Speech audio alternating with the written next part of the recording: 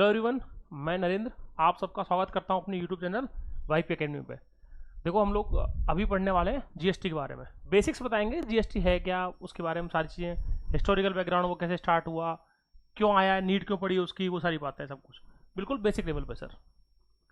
तो पढ़ते हैं सर अपन जीएसटी के बारे में। देखो जीएसटी सुना होगा अपन ने, गुड्स एंड सर्विसेज टैक्स, जो आजकल काफ़ी न्यूज़ में है, काफ़ी चीज़ें चलती रहती हैं उसके बारे में। तो बेसिकली देखो जीएसटी है क्या, फुल फॉर्म है इसकी गुड्स एंड सर्विसेज टैक्स।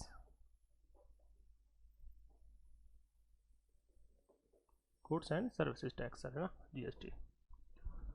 अगर अपने को ये समझ में आता है गुड्स क्या होते हैं, सर्विस क्या होती है, तो उसके बारे में टैक्स सर, सिंपल चीज़। गुड्स वो सारे विजिबल्स जिनके लिए हम टैक्स पे करते हैं किसी भी तरह का, जिन्हें हम यूज करते हैं। सर्विस जिनके लिए हम पे करते हैं पैसा। दो ही चीज़ों के लिए पैसा पे किया जाता है हमेशा। ये सब जो आपको दिख रहा है, ये मार्कर से लेके स्टाइलस सब कुछ, ये सब गुड्स में आता है। सर्विसेज हम आपको पढ़ा रहे हैं यूट्यूब पे, तो फ्री ऑफ कॉस्ट है। लेकिन अगर यही चीज़ आप क्लास में बैठ के ऑफलाइन क्लास लेते हो कहीं भी, तो उसके लिए आप पैसा पे करते हो, तो वो आपकी सर्विस है। ठीक है, तो ये होते हैं गुड्स एंड सर्विस, विजिबल्स इनविजिबल्स दोनों चीज़। जीएसटी जो है बेसिकली एक तरह का इनडायरेक्ट टैक्स है। तो जीएसटी क्या है, पहली चीज सर इनडायरेक्ट टैक्स है। देखो टैक्स दो तरह के होते हैं बेसिकली, डायरेक्ट और इनडायरेक्ट। डायरेक्ट जिसमें टैक्स पे करने की जिम्मेदारी पर्सन की होती है, वो उसकी जिम्मेदारी को, जो लायबिलिटी है उसकी, उसको ट्रांसफर नहीं कर सकता डायरेक्ट में। इनडायरेक्ट में लायबिलिटी ट्रांसफर होती है, टैक्स पे करने की लायबिलिटी जो होती है, जिम्मेदारी, वो ट्रांसफर होती है। सिंपल एग्जाम्पल सर, बिल्कुल सिंपल एग्जाम्पल। फॉर एग्जाम्पल आपका इनकम टैक्स है। इनकम टैक्स अगर किसी एक्स पर्सन का है, तो वो उस एक्स को ही पे करना पड़ेगा खुद को, वो उसे ट्रांसफर नहीं कर सकता। फॉर एग्जाम्पल मैं जो इनकम टैक्स देता हूँ सर अपना, मेरी आईटीआर मुझे ही भरनी पड़ेगी, वो मेरे नाम से ही जाएगी, मैं उसको ट्रांसफर नहीं कर सकता। जबकि इनडायरेक्ट में क्या होता है, पार्ले जी का बिस्किट खरीदा सर आपने, जिस किसी ने भी बिस्किट खरीदा है, जो उसको लास्ट में कंज्यूम करेगा वो उसका टैक्स पे करेगा। सिंपल बात क्या हुई, लायबिलिटी ट्रांसफर होती है इनडायरेक्ट टैक्स में, डायरेक्ट में ट्रांसफर नहीं होती सर, है ना। ये बेसिक डिफरेंस है बिल्कुल। यानी पार्ले जी का बिस्किट जब फैक्ट्री से निकलता है, जो उस पर टैक्स लगा, वो जो होलसेल वाला खरीद लाएगा उससे, फिर जो रिटेल में लेके आएगा, रिटेल से छोटा दुकानदार लेके आएगा, गाँव वाला, गाँव वाले से बिल्कुल डेली चाय वाला खरीद लाया, चाय वाले से आपने खरीदा सर, तो जो लास्ट में कंज्यूम कर रहा है ना, पे वो करेगा उसका टैक्स। ये बेसिक डिफरेंस है, वो है इनडायरेक्ट टैक्स आपका। इनडायरेक्ट टैक्स सबके लिए सेम होते हैं, जबकि डायरेक्ट टैक्स सबके लिए सेम नहीं होते सर, डिफरेंस रहता है ना, स्लैब्स बनी हुई इनकम टैक्स वगैरह में, वो सारी बातें। तो ये इनडायरेक्ट टैक्स है एक तरह का। एक बात सर, अब देखो जीएसटी की जरूरत क्यों पड़ी, तो उसका रीजन है सर बहुत सारा, कि बहुत सारे टैक्स थे, अलग अलग तरह से चल रहे सब कुछ चीज़ें, तो सरकार ने एक सबको खत्म करके, जितने भी आपके इनडायरेक्ट टैक्स थे, जितने भी इनडायरेक्ट टैक्स थे, उनको ऑलमोस्ट को खत्म कर दिया सर, और उन सब की जगह ले आई एक जीएसटी। जो भी आपको टैक्स लगते थे इनडायरेक्ट टैक्स, सेल्स, वैट वगैरह, वो सब चीज़, हालांकि कुछ चीज़ें बच गई हैं अभी, उन पर जीएसटी नहीं लगता, वो डिस्कस करेंगे सर, लेकिन मोस्ट ऑफ दी चीज़ों पे, मोर देन 90-95% चीज़ों पे जीएसटी लगा दिया आज की डेट में। उन सबको, जितने भी इनडायरेक्ट टैक्स की चीज़ें थी, आइटम्स थे, उन सबको उठा के जीएसटी में डाल दिया सर। एक बात, पूरा जीएसटी में आ गया। अब देखो जीएसटी का हिस्टोरिकल बैकग्राउंड क्या है।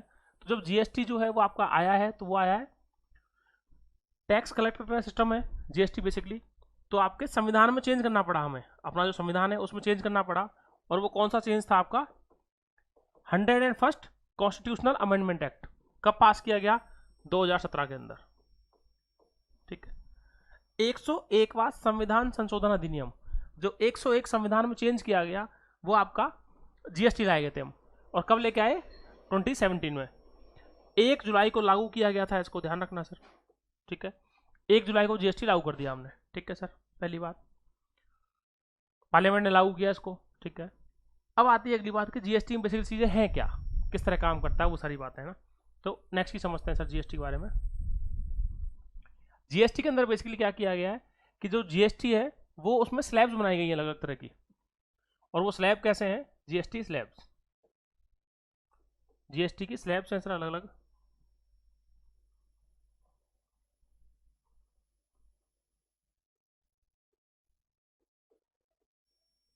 और वो जीएसटी के देखो स्लैब्स हैं कैसे, पहली है आपकी 0% पे, दूसरी है 5% पे, थर्ड है अपनी 12% पे, देन आपकी फोर्थ 18 पे, और फिफ्थ आपकी 28% पे। ठीक है सर, इस तरह से 5 स्लैब है। अब इसमें क्या है, जीएसटी के अंदर आइटम्स को डिवाइड किया गया है। वो किस तरह से, जैसे 0% है उसमें आते हैं सारे आपके रॉ मटेरियल्स, और रॉ मटेरियल्स के अंदर भी बेसिकली किसके, आपके एग्रीकल्चर का हो गया प्रोड्यूस आपका पूरा, एग्री जो प्रोडक्ट्स हैं अपने वो हो गया सारा सारा, ये सब चीज़ें। ठीक है सर। 5% में आती हैं आपकी, जैसे इसका एग्जांपल दे देंगे सर। अभी 0% की बात करें अपन तो 0% सिंपल सा मतलब क्या हुआ, जैसे आपके जो मोटा अनाज होता है अपने फूड ग्रेन्स होती हैं, अपना गेहूँ है, चने, चावल, ये सब चीज़ें, तो इन सब पे नहीं लगता कैसा भी। पैकेट वाले की बात नहीं कर रहा सर मैं, रॉ मटेरियल जो है बेसिकली, जब आप गाँव से अगर कोई उसको बेच रहा है तो उस पर जीएसटी नहीं लगेगा कैसा भी, वो फ्री ऑफ कॉस्ट है उसके लिए, टैक्स फ्री है उस पर सर, पैसा देना पड़ेगा लेकिन टैक्स नहीं लगेगा कोई भी सर, है ना। सेल्स टैक्स लगता था पहले, सेल्स टैक्स नहीं है अभी ना, वो चीज़ नहीं है। एग्रीकल्चर प्रोडक्ट्स फ्री हैं सर 100%। 5% में क्या है, मास कंजम्पशन की चीज़ें जो हैं आपकी, जिनका मास कंजम्पशन होता है सर, कंजम्पशन उनका मास लेवल पे होता है, बहुत बड़े लेवल पे होता है ना। मास कंजम्पशन या फिर बोल सकते हैं अपन एक लेवल पे सर, एसेंशियल जो चीज़ें होती हैं आपकी,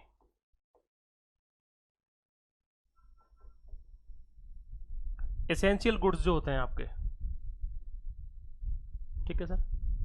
अब एसेंशियल गुड्स में क्या आएगा आपका, बेसिकली जो एक बड़े लेवल पे काम में आता है सर ज़्यादातर, आपके जैसे सीरियल्स हो गए, दालें हो गई अपनी, फूड ग्रेन्स हो गए अपने, आपके सर सरसों का तेल हो गया जो हो जाता है, अब सरसों का तेल हर कोई यूज़ करता है, वो गरीब के घर में होना चाहिए वो सब चीज़ें, तो वो सारी चीज़ें वो सब आती हैं आपकी 5% पे। आपका जैसे मान लो आप कपड़ा, जो सस्ता कपड़ा होता है वो सब 5% में आएगा। सस्ते वाले जो एप्रल्स होते हैं आपके, 200 वाली टी शर्ट है आपकी, 100-150 वाले जूते हैं, वो सब चीज़ें 500 वाले गरीब लोग पहनते हैं भैया ऐसे ना, वो सब चीज़ें जो आती हैं आपकी। सर 12% में आते हैं आपके जितने भी प्रोसेस्ड फूड होते हैं आपके, जो भी आपका प्रोसेस्ड फूड है। ठीक है, जिसको प्रोसेस किया हुआ है, जैसे आपके एग्जांपल के लिए सर पनीर बनाया हुआ है, दूध से पनीर बना दिया अपन ने, वो सब हो गया। जितने भी अपने को पैकेज फूडिंग वो मिलते हैं, पैकेट में जो सामान मिलते हैं सारे सारे, जैसे केचप वगैरह है, वो सब चीज़ें, वो सारे इसी में आते हैं, पैकेज फूड जो होते हैं अपने, वो जिसमें प्रोसेसिंग हो गई कहीं भी किसी लेवल पे। साथ में सर छोटे वाले रेस्टोरेंट, जैसे आपके नॉन एसी जो रेस्टोरेंट होते हैं अपने, बेसिकली जो ढाबे टाइप जो होते हैं, जो रेस्टोरेंट है बट उसमें एसी वेसी लगा रखा है उसने, तो नॉन एसी रेस्टोरेंट आ जाएंगे इसके अंदर। तो इस तरह चीज़ें आती हैं सारी 12% में। मोस्ट ऑफ द प्रोडक्ट्स जो लोग जनरली यूज करते हैं सर आपके, है ना। 18 में आती है sir most of the services आपकी, एपरल्स आपके, जो जनरल एपरल्स हैं, जो जनरल लोग यूज करते हैं आपके। कंज्यूमर जो आइटम्स होते हैं बेसिकली, इलेक्ट्रॉनिक सामान है अपने सारे सारे, ये सब जो है अपन यूज कर रहे हैं सब चीजें, इन पे 18% है सबके सब पे इन जनरल सर, है ना। आपके कंज्यूमर गुड्स जिन्हें बोलते हैं हम, ये सब आते हैं सर इसमें। ठीक है, एक बात। अब आती है सर बात इसके बाद, और देखो सर्विसेज का मतलब क्या हुआ, जितने भी सर्विस लगते हैं ना आपने, जैसे आप एग्जांपल के लिए सर मोबाइल का आपको बिल आता है इन केस, तो मोबाइल के बिल पे 18% जीएसटी लगता है। आप देखना कभी टैक्स, 9% सीजीएसटी और 9% एसजीएसटी। ठीक है, 28% में आते हैं सर आपके लग्जरी गुड्स, जितने भी लग्जरी गुड्स हैं वो सब आते हैं। महंगी कारें आती हैं इसके अंदर, एक वो सेट किया हुआ उन्होंने कुछ अमाउंट पर्टिकुलर, उससे ऊपर जो कार होती हैं आपकी लग्जरी गुड्स हैं, महंगी वॉच आती हैं आपकी, लाखों में जो वॉच आती हैं उन पर 28%। वो सारे सामान जो आपके स्टेटस को शो करते हैं, जो स्टेटस सिंबल है एक तरह से। महंगी गाड़ी, देखो गाड़ी सस्ती भी आती है, 4-5 लाख की ऑल्टो भी आती है, सब कुछ होता है, वो उस पर 18% है। 28% महंगी गाड़ियों पर, ऑडी BMW लोगे 28%। ठीक है सर, ये हुई एक बात, है ना। तो अपने को एक लेवल पे, बेसिक लेवल समझ में आई ये सारी बातें, ये हुआ सिंपल सा। अब देखो इन सब चीज़ों के लिए बेसिकली जो एक बॉडी काम कर रही है, यानी ये सब चीज़ें तय कौन करेगा। अब देखो इसमें कौन सा आइटम आ रहा है, ये सब फाइनलाइज कौन करेगा, डिसीजन मेकिंग किसकी होगी, अथॉरिटी कौन है यहाँ पे। तो उसके लिए संविधान में एक बॉडी बनाई गई है अपनी, उसका नाम है सर जीएसटी काउंसिल, यानी वो बॉडी जो जीएसटी की रेट्स को तय करेगी, जीएसटी काउंसिल। इसका मेन काम क्या है सर, जीएसटी की रेट्स को तय करना, यानी कौन सा आइटम जीरो वाले में आएगा, ये जो अपन ने अभी पढ़ा अपन ने, कौन सी जीरो वाली इसमें आएगी, कभी मान लो इस आइटम को इसमें भेजना है, इसको इसमें या इसको इसमें डालना है, कुछ भी चेंज करना है, इन रेट्स में चेंज करना है, इन रेट्स के साथ में जो आइटम्स में चेंज करना है, तो वो कौन कर सकता है सर? कौन सा आइटम किस में डालना है, किसको निकालना है, वो सब चेंज कौन कर सकता है? वो कर सकता है सर आपका जीएसटी काउंसिल। तो जीएसटी काउंसिल जो है बेसिकली आपकी कॉन्स्टिट्यूशनल बॉडी है। अब कॉन्स्टिट्यूशनल है तो आर्टिकल 279A जो है आपका संविधान में दी गई है सर, 279A के अंदर एक बॉडी बनाई गई है। एक बात, दूसरी बात है सर इसके अंदर जीएसटी काउंसिल जो है इसका हेड कौन होता है? Finance minister. जो देश की फाइनेंस मिनिस्टर है अपनी, वो हेड है इसकी अभी निर्मला सीतारमण है ना। कौन सा फाइनेंस मिनिस्टर सर? यूनियन का। ये इसका हेड होता है, जो इसका चेयरपर्सन होगा, चेयरमैन होगा। यूनियन फाइनेंस मिनिस्टर हेड करते हैं इसको।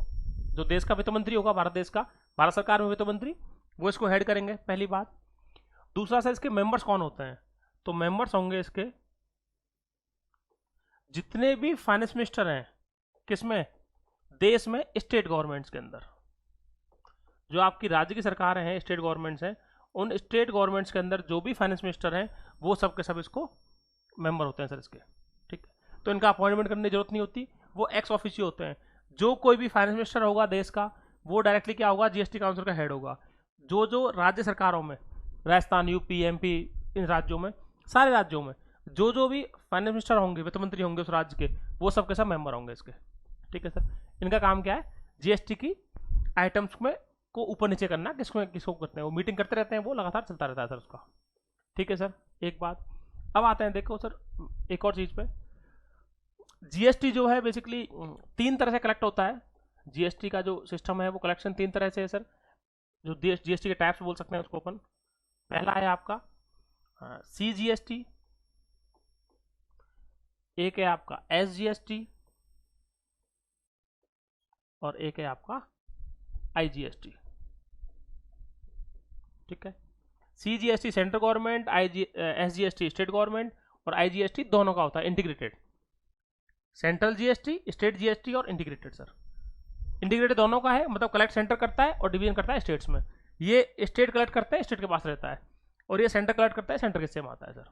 ठीक है, एक बात सिंपल सर, ये हुई अपनी बेसिक चीज़। अब आते हैं देखो नेक्स्ट चीज़ पे सर, इसके बारे में। जीएसटी से सर कुछ आइटम्स को बाहर रखा गया है। ठीक है, वो डिस्कस करते हैं अपन। अब देखो जीएसटी जो है उसके बारे में एक चीज़ और बात करते हैं सर। जीएसटी जो है बेसिकली कुछ आइटम्स हैं जिनको एक्सक्लूड किया हुआ है। तो जीएसटी के एग्जेम्पशन, यानी एग्जेम्प्ट किसको किया हुआ है? एग्जेम्पशंस ऑफ जीएसटी, है ना।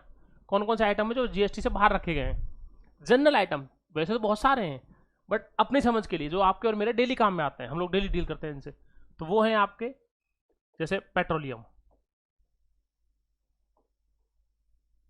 अब पेट्रोलियम जो है उसको रखा गया बाहर, पेट्रोलियम प्रोडक्ट्स, इसमें पेट्रोल डीजल वो सब आते हैं सर सारे, है ना। पेट्रोल डीजल केरोसिन वगैरह वो सब चीज़ें।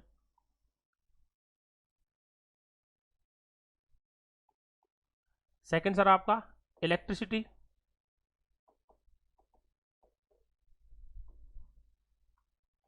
थर्ड आपका सर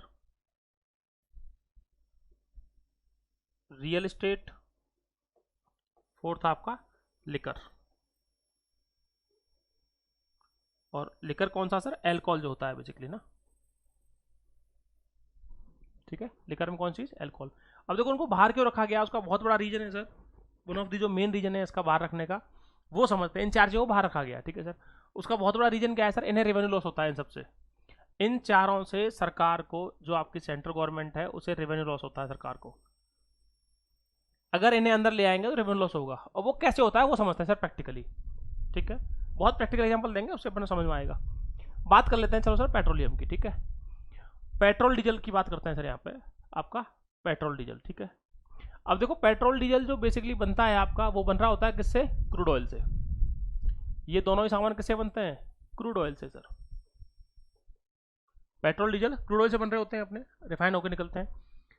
क्रूड ऑयल की आज की डेट में जो रेट है, जो निकल के आती है, वो रेट है सर आपकी अराउंड 32 to 35 के आसपास, 32 से 35 रुपए लीटर, रुपीज पर लीटर। ये क्रूड ऑयल की रेट है सर। बिल्कुल सिंपल लैंग्वेज में ये है, आप चेक भी कर सकते हो इसको आराम से। ब्रांड क्रूड वो सब आते हैं इसके, तो सिंपल सा गूगल पर चेक करना कि क्रूड ऑयल प्राइस क्या है, तो वो दिखाएगा आपको बैरल के अंदर, डॉलर्स में कीमत होगी उसकी बैरल के अंदर। बैरल मतलब 160 लीटर, एक 1 बैरल इक्वल्स टू 160। तो मैंने वो सब कैलकुलेट किया हुआ है, वो आप कैलकुलेट करते हो तो इतना निकल के आता है। 2-4 रुपये ऊपर नीचे हो सकता है 35, 36 हो, 37 हो और 30 हो, एक रफली आइडिया लिया है सर मैंने यहाँ पर, ठीक है। ये गवर्नमेंट को पड़ा क्रूड ऑयल की रेट सर। सेकंड चीज पे आते हैं इसके बाद, इसकी रिफाइनिंग में जब मास रिफाइनिंग होती है रिफाइनरी में लाखों लीटर पर डे होता है, कई lakh litre per day refine हो रहा होता है, तो उसमें जो रिफाइनिंग कॉस्ट पड़ती है वो पड़ती है सर 1 से 2 रुपीज पर लीटर, क्योंकि जब मास रिफाइनिंग होती है तो बहुत कम होती है, मैक्सिमम 3 मान लो सर, हो सकता है। तो सरकार को ये ट्रांसपोर्टेशन से लेके सब कुछ रेडी होके जो पड़ेगा सर, वो पड़ता है आपका फाइनल आए सरकार को पड़ता है 40 रुपीज में। आज की रेट बता रहा हूं सर आपको, 40 रुपीज पर लीटर से ऊपर नहीं जाता कभी भी है, 40, 42, 2 रुपए 3 रुपए ऊपर नीचे हो सकते हैं सर, एक रफली आइडिया है वो समझने के लिए। इसमें पड़ गया सरकार को डिफाइन होने के बाद में कि इतना रेडी होके आ गया वो।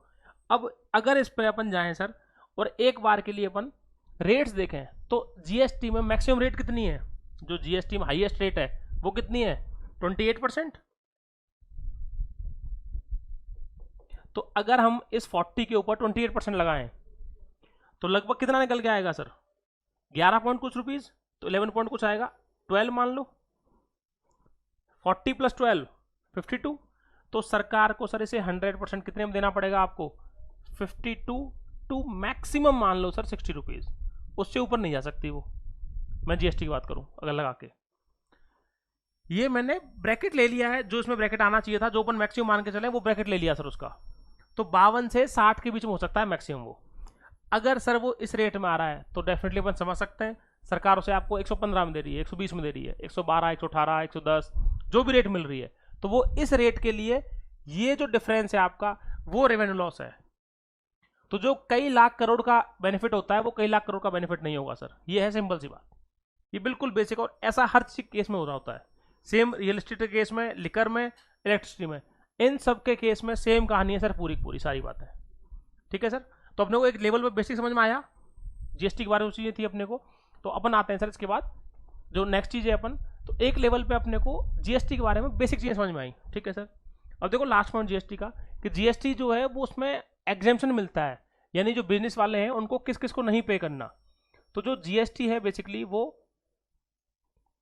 40 लाख जो भी कमाते हैं, यानी जो लोग गुड्स में डील करते हैं उनके अगर टर्नओवर 40 लाख से कम है, जो भी लोगों का टर्नओवर लेस देन 40 लाख है, टर्नओवर बोल रहा हूं सर, है ना, प्रॉफिट नहीं बोल रहा भैया, टर्नओवर 40 लाख से कम है, और सर्विस के केस में आपका 20 लाख। सर जिन जिन लोगों का इससे कम है उन्हें किसी भी तरह के जीएसटी को पे करने की जरूरत नहीं होती, उसके ऊपर जो लोग आते हैं उन्हें जीएसटी पे करना पड़ता है, सिंपल सा सर। तो जीएसटी फाइल जिन जिन का 40 लाख से कम है गुड्स के केस में, जो गुड्स में डील करते हैं, और जो सर्विस में डील कर रहे हैं उनका 20 लाख से कम है अगर टर्नओवर है सर, ठीक है। ये बिल्कुल बेसिक कंसेप्ट जीएसटी के बारे में 4 बातें सर। मिलते हैं सर अगली वीडियो में और उसमें एक नए टॉपिक के साथ में। Okay, thank you.